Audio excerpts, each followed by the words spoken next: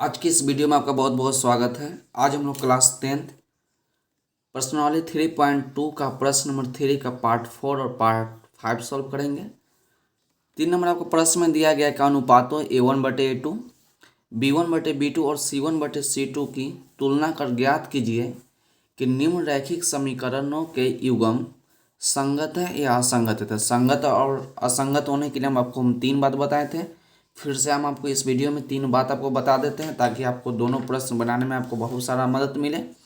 तो देखिए 3 पॉइंट आपको यही है कि यदि 3 पॉइंट आपको याद रखना है किसी भी हालत में, बहुत सारा ऑब्जेक्टिव में भी आपको मदद मिलेगा और आपका 3.2 बनाने में भी आपका बहुत सारा मदद मिलने वाला है। देखिए प्रथम शर्त में है कि यदि A1/A2 बराबर नहीं हो B1/B2 का। देखिए यदि A1/A2 बराबर नहीं है B1/B2 का तो समीकरण युग्म द्वारा निरूपित रेखाएं एक बिंदु पर प्रतिच्छेद करता है। क्या बोले कि एक बिंदु पर प्रतिच्छेद करता है। तो और इसका जब प्रतिच्छेद करेगा तो इसका केवल एक हल होगा। कितना हल होगा? केवल एक हल होगा। जब हल होगा तो कैसा होगा? संगत होगा। द्वितीय शर्त में आपको बोलता है कि यदि A1/A2 बराबर हो B1/B2 का लेकिन बराबर नहीं हो C1/C2 का तो समीकरण युग्म द्वारा निरूपित रेखा समांतर होगी। क्या होगी? समांतर होगी। जब समांतर होगी तो इसका कोई हल नहीं होगा। क्या बोले आपसे कि जब समानांतर होगी तो इसका कोई हल नहीं होगा। जब कोई हल नहीं होगा तो कैसा होगा? असंगत होगा। तृतीय शर्त में आते हैं कि यदि A1/A2 बराबर है B1/B2 का, बराबर है C1/C2 से तो समीकरण द्वारा निरूपित रेखाएं क्या होगी? समपाती होगी और इसका अनेक हल होगा। जब हल होगा तो कैसा होगा? संगत होगा। तो लॉजिक से याद रखिए, जब हल होगा तो संगत और जब हल नहीं होगा तो असंगत। तो चलिए इसका पार्ट 4 और पार्ट 5 को सॉल्व करते हैं। तो पार्ट 4 जो दिया है इसको लिख लेते हैं सबसे पहले हम लोग कि आपका पार्ट 4 दिया है कि 5x - 3y इक्वल टू में 11 और सेकंड पार्ट आपको दिया है कि माइनस में 10x आप प्लस में 6y और माइनस में 22। तो आपको क्या बोला कि ये आपका रैखिक समीकरण की युग। तो ये दोनों आपका क्या है? दोनों आपका रैखिक समीकरण है। तो रैखिक समीकरण का व्यापक रूप क्या होता है? इसको आपको याद रखने के लिए लिख देते हैं कि रैखिक समीकरण का व्यापक रूप।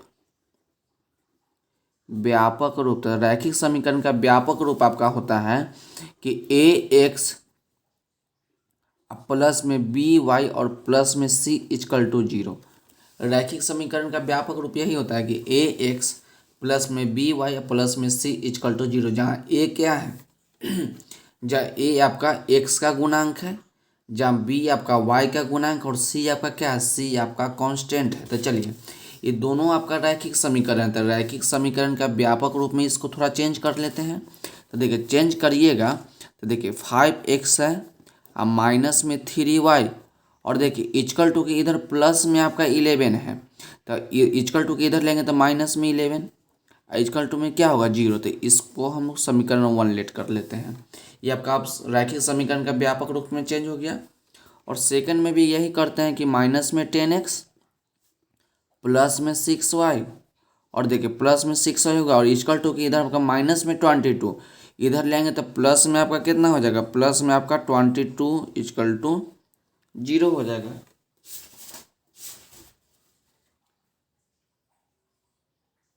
आपका माइनस में 22 है तो इधर आपका क्या हो जाएगा? प्लस में हो जाएगा 22।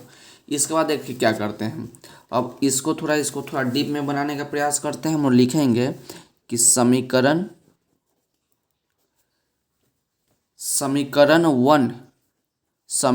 1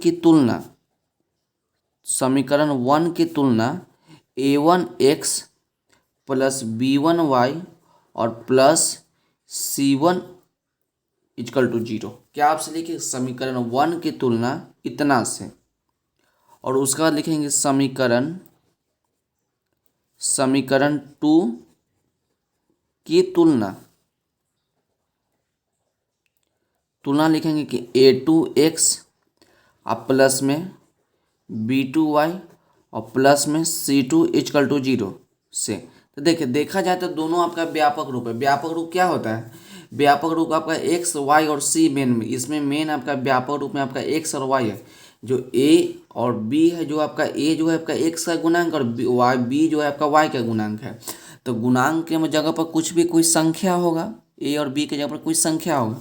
तो इसी कारण से अगर समीकरण 2 है तो इसमें A1 और A2 दिखाया गया है, ताकि मान जो है दोनों समीकरण में डिफरेंस में हो सकता है, अलग अलग भी हो सकता है। उसी प्रकार y का गुणांक में भी अलग अलग दिखाया गया है, ताकि इसका जो गुणांक होगा इस भी अलग अलग हो सकता है। उसी प्रकार कांस्टेंट को अलग अलग दिखाया गया, लेकिन दोनों आपका क्या है, दोनों आपका रैखिक समीकरण का ही व्यापक रूप है। तो हम लोग क्या किए हैं कि समीकरण 1 का तुलना किए हैं इतना से। तो देखिए इसमें भी x इसमें भी x, तो A1 के जगह पर कितना है, A1 के जगह पर आपका 5 है, तो A1 का मान आपका 5 हो जाएगा। उसी प्रकार देखिए इसमें भी y और इसमें भी y, तो B1 के जगह पर कितना है, B1 के जगह पर आपका -3, तो B1 के जगह पर आपका -3 हो जाएगा। उसके बाद C1, तो C1 के जगह पर कितना हो गया, C1 के जगह पर आपका -11 हो जाएगा। C1 के जगह पर आपका -11, तो -11 लिखिए। उसका देखिए अब समीकरण 2 की तुलना, ये आपका समीकरण 2 है, तो समीकरण 2 की तुलना इतना से, तो एक से तो एक, तो A2 के जगह पर कितना हो गया -10, तो A2 के जगह पर आपका -10, B2, तो B2 के जगह पर आपका हो जाएगा -6 -6 प्लस में 6 हो जाएगा। और आपका C2 के जगह आपका क्या हो जाएगा कि C2 के जगह आपका हो गया प्लस में 22।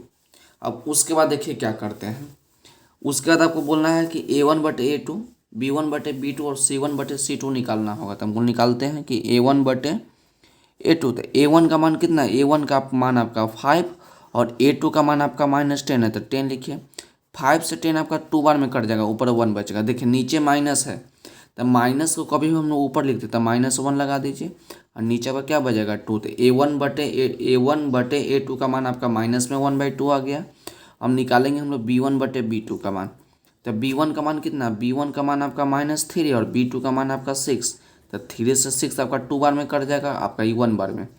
तो B1/B2 का भी मान आपका -1/2 आ गया। अब हम लोग निकालेंगे C1/C2 का मान, तो C1/C2, तो C1 का मान आपका -11 और नीचे आपका 22, तो 11 एक बार में, आपका 2 बार में, तो -1/2। तो हम लोग क्या देख रहे हैं, हम लोग देख रहे हैं कि A1/A2 का मान आपका -1/2 आया, B1/B2 का मान आपका -1/2 आया, C1/C2 का मान भी आपका -1 आया। तो तीनों कंडीशन में क्या है, आपका मान बराबर आ गया। तो हम लोग लिख सकते हैं कि A1/A2 का मान बराबर है B1/B2 से और बराबर है C1/C2 से। तो इतना हम लोग लिख लिए। तो तीनों कंडीशन, जब तीनों बराबर कब होता है, जब तीनों बराबर आपका होता है, जब A1/A2 बराबर है B1/B2 से और बराबर है C1/C2 से, तो समीकरण द्वारा निरूपित रेखा समानांतर होती है और इसका अनेक हल होता है। जब हल होता है तो कैसा होता है, संगत होता है। तो हम लास्ट में लिखेंगे, तो इस स्थिति में इस स्थिति में ऐसा जब तीनों बराबर हो, तो इस स्थिति में समीकरणों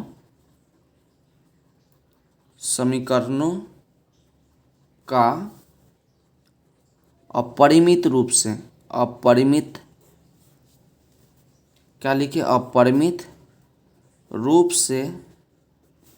अनेक हल होंगे। इतना लिख लिए होंगे। उसका लास्ट में लिखेंगे कि अतः यह संगत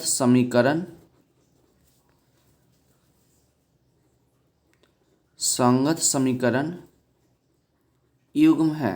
तो यहीं पर ही आपका पार्ट 4 जो है समाप्त होता है। अब आगे के हम लोग सवाल पार्ट 5 देखते हैं। तो इसका पार्ट 5 जो दिया गया था, सबसे पहले इसको लिख लेते हैं। तो पार्ट 5 में इसको आपको दिया है कि 4/3x आप प्लस में 2y = 8, और सेकंड आपका पार्ट दिया है कि 2x आप प्लस में 3y और = में आपका 12।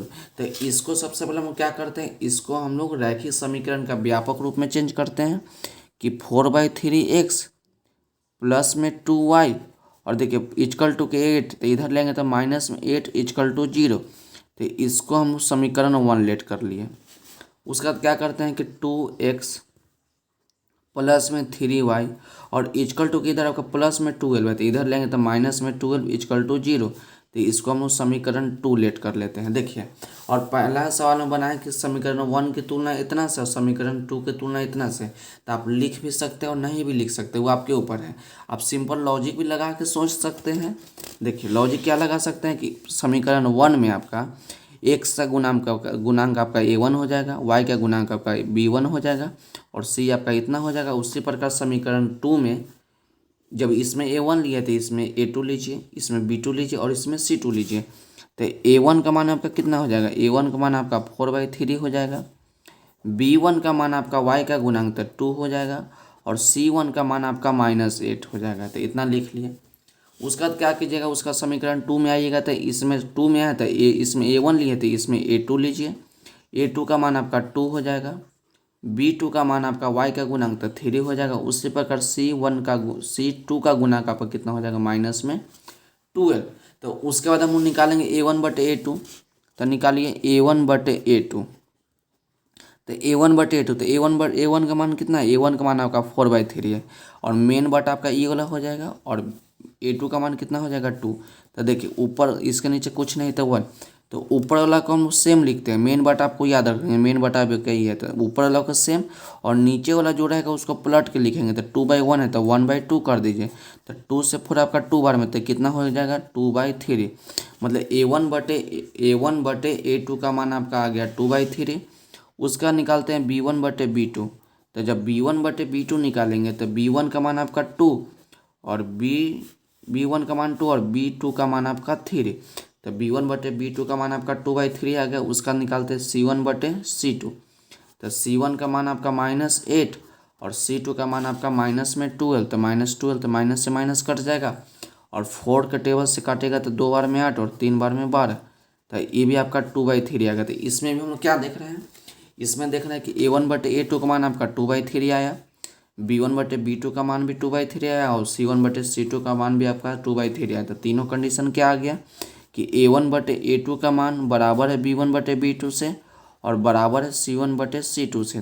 तो सेम सवाल अभी बना है ना कि जब a1/a2 बराबर है b1/b2 बराबर है c1/c2, तो इस स्थिति में, तो इसको लिख देते हैं यहाँ पर। तो इस स्थिति में आप चाहिएगा तो ऊपर से आप देख कर डायरेक्ट लिख सकते हैं, लेकिन आपको हम लिख के दिखा देते हैं कि इस स्थिति में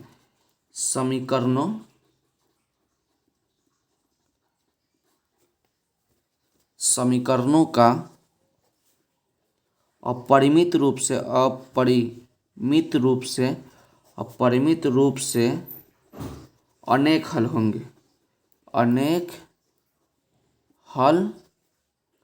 होंगे, और लास्ट में लिख देंगे कि अतः, क्या लिखेंगे कि अतः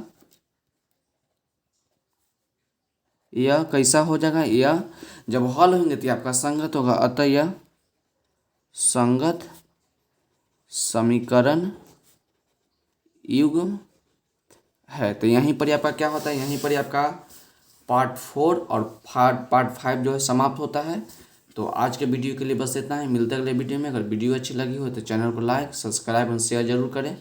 पढ़ते रहिए और बढ़ते